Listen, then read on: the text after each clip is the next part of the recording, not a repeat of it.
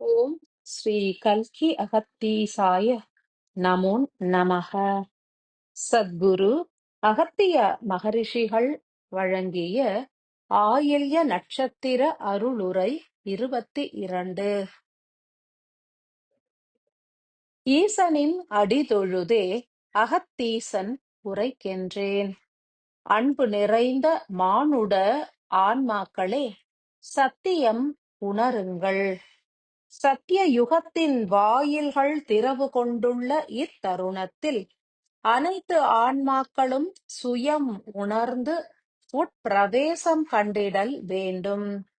காலமும் சூழலும் ஒவ்வொரு மனிதரின் வாழ்வினிலும் பெரும் செயலாற்றும். ஏனெனில் காலத்தினையும் சூழலினையும் உருவாக்கி பெரும் ஆற்றல்களையும் இயக்குவது இப்பிரபஞ்ச பேராற்றல்களே. ஏன் இப்பிரபஞ்சமானது மாறுபட்ட செயல்களை ஏற்கின்றது எனில் அதற்கான மூல காரணம் இயங்கும் அணுக்களே. இத்தருணத்தில் பொற்காலம் உதித்துள்ளது என்றே யாம் எடுத்துரைக்கின்றோம். சத்திய யுகத்தின் துவக்கமே பொற்காலமும் ஆகும். மனிதர்கள் தங்கள் அறிவினை துறந்து உணர்வு நிலைகளை ஏற்று ஆராய்ந்திட சத்தியம் வெளிப்படும். யாம் உரைப்பதன் சத்தியங்களை உணர்ந்து ஏற்க கடவது. கலிகால எல்லையில் வாழ்கின்ற மனிதர்கள் யாவரும் 3 நிலைகளில் இயங்குகின்றனர். ஒன்று அறியாமை, 2வது நிலை அறிவு, 3வது நிலை உணர்வு. இம்3 நிலைகளையும் தீர்க்கமாய் ஆராய்ந்திடல் வேண்டும். ஒரு மனிதரால் எத்தருணத்திலும் உணர்வுகளில் நிலைக்க இயலாது. சில தருணங்களில் அறிவினிலும் வெகு சில தருணங்களில் அறியாமையிலும் நிலைத்து இயங்கிடுவர். அனுதினமும் குண நலன்களும் மாற்றம் அடையும். எனினும் சத்தியத்தினை உணர்ந்து கொண்டால் நன்று. படைத்தல், காத்தல், அழித்தல் எனும் 3 நிலை இயக்கமே இப்பிரபஞ்சத்தின் பேராற்றல்களாகும். இதனையே சாத்வீகம், ரஜஸ், தமஸ் என்றும் பிரம்மா, விஷ்ணு, ருத்ரன் என்றும் அறிய வேண்டும். நாடிகளிலும் 3 நிலைகள் உண்டு. அவையே இடகலை, பிங்களை, சுழுமுனை என்றுமே அறியப்படுகின்றது. மானுட வாழ்வும் 3 நிலைகளை உடையது. இளமை பருவம், மத்திய பருவம் மற்றும் முதுமை பருவம். மேலும் 3 வகை ஆற்றல்களும் உண்டு. எரிபொருளாக விளங்குகின்ற 3 வகை ஆற்றல்கள் என்பன காந்த சக்தி, வெப்ப சக்தி மற்றும் நஞ்சாற்றல்கள் என்றே அறியப்படுகின்றன. சத்திய லோகத்தினில் பிரவேசிக்க வேண்டும் எனில் மனிதர்கள் அனைத்து நிலை ஞானங்களையும் பெற்றிருக்க வேண்டும். ஏனெனில் அறிவு, உணர்வு, ஞானம் ஆகிய 3ம் மனிதர்களை இயக்கும் ஆற்றல்களாகும். அன்பு, கருணை, காருண்யம் ஆகிய 3 வாயில்களை உடைய முக்கோணமே சத்திய லோகம் ஆகும். எனில் அனைத்து நிலைகளையும் ஒன்றோடு ஒன்று தொடர்பு கொண்டு சிந்தித்து அறிந்தால் சத்தியங்கள் புலப்படும். மனிதர்களுக்கு 3 வித திரைகளும் உண்டு. அவையே மாயை, கர்மம், ஆணவம் என்றே அறியப்படுகின்றது. ஒளி, ஒலி எனப்படும் மின்காந்த ஆற்றல்களிலும் 3 வகை உண்டு. ஒலி எனும் மின்னாற்றலாகிய ஓசை 3 பிரிவுகளில் இயங்கும். வல்லினம் எனும் வலிமையான ஓசை, மெல்லினம் எனும் மென்மையான ஓசை, இடையினம் எனும் இடைப்பட்ட ஓசை. ஒளி என்பது அணுக்களைச் சார்ந்தது. எனில் ஓர் அணுவினை 3 கூறுகளாகப் பிரித்தால் உருவாகும் எதிர்மறை அணுக்கள், நேர்மறை அணுக்கள் மற்றும் நிர்மல அணுக்கள் ஆகிய அனைத்தும் ஒளியினை மாறுபட்ட முறையினில் ஏற்கும், மாறுபட்ட முறையினில் வெளிப்படுத்தும். எனில் உணர வேண்டியது யாது? மனிதர்களின் வாழ்வினில் 3 நிலை இயக்கங்களும் உருவாகியே நிலைத்திருக்கும் என்பதாகும். இதனை பூரணமாக உணர்ந்து கொண்டால் 3 நிலை ஆற்றல்களிலிருந்தும் விடுபடலாம்.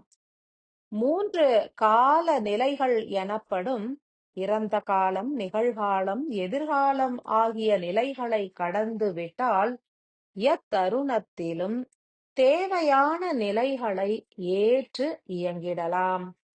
அனைத்திலும் உள்ள 3 நிலைகளையும் கடந்துவிட்டால் ஓர் சத்திய நிலை உதித்திடும். அதுவே மூலம் என்பதாகும். பூஜ்யம் என்றும் மூலப்புள்ளி என்றும் அறியப்படும் நிலையிலிருந்து மூவேறு நிலைகளும் உதிக்கின்றன. மூன்றினையும் கடந்து மூலப்புள்ளியில் மனதினை ஒடுக்கிவிட்டால் தேவையான தருணங்களில் தேவையான நிலைகளை ஏற்கலாம். மூலமே பிந்து எனும் பூரண வெற்றிடத்தினை குறிக்கின்றது. ஒவ்வொரு மனிதரும் ஆன்மாவினின்று இயங்க வேண்டும் எனில் உடலினையும் உயிரினையும் கடக்க வேண்டும். உடலும் உயிரும் 64 கலைகளை உடையது. அவை ஆன்மாவோடு ஒடுங்கினால் மூலமான பரமாத்மாவோடு பூஜ்ய நிலையில் அனைத்துமே ஒடுங்கும்.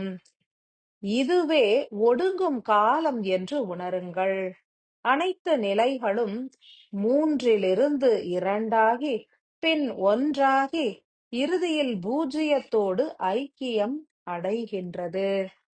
ஸ்ரீ சக்கரம் என்பது உடலும் உயிரும் பிரிந்து விரிவாய் செயல்புரியவும் இயக்கங்கள் பெருகி எல்லையினை அடையவும் உருவாக்கப்பட்ட ஓர் யந்திரமாகும்.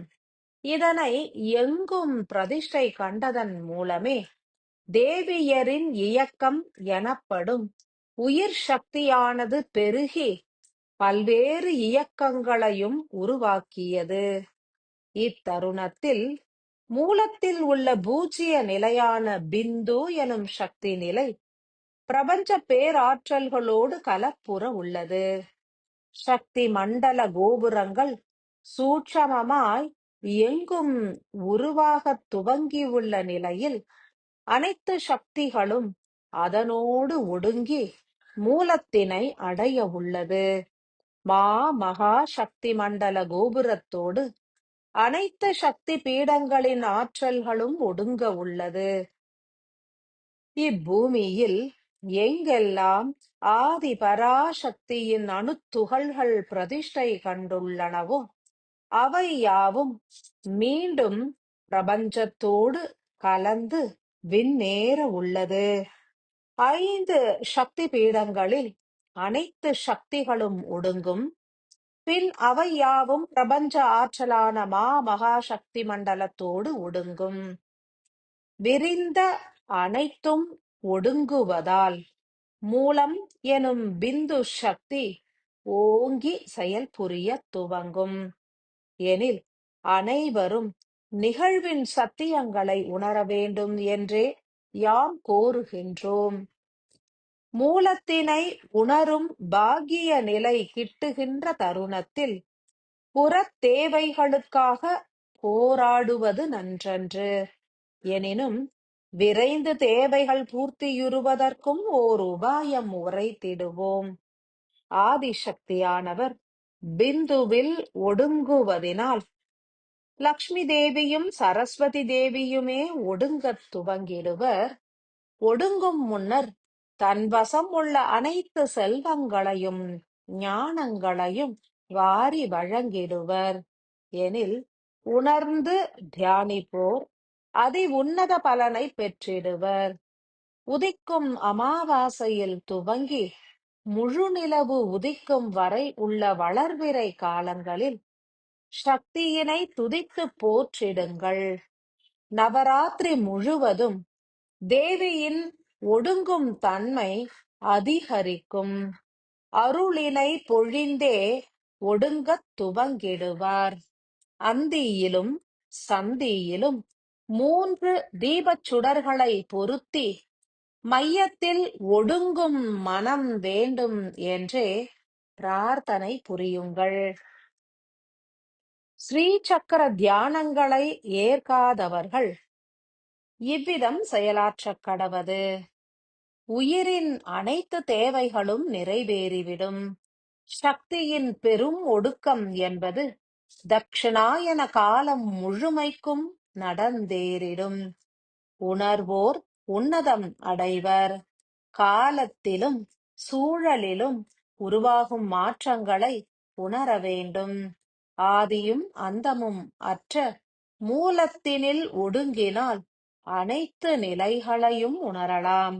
அனைத்தினையும் இயக்கும் ஆற்றலினையும் பெற்றிடலாம்.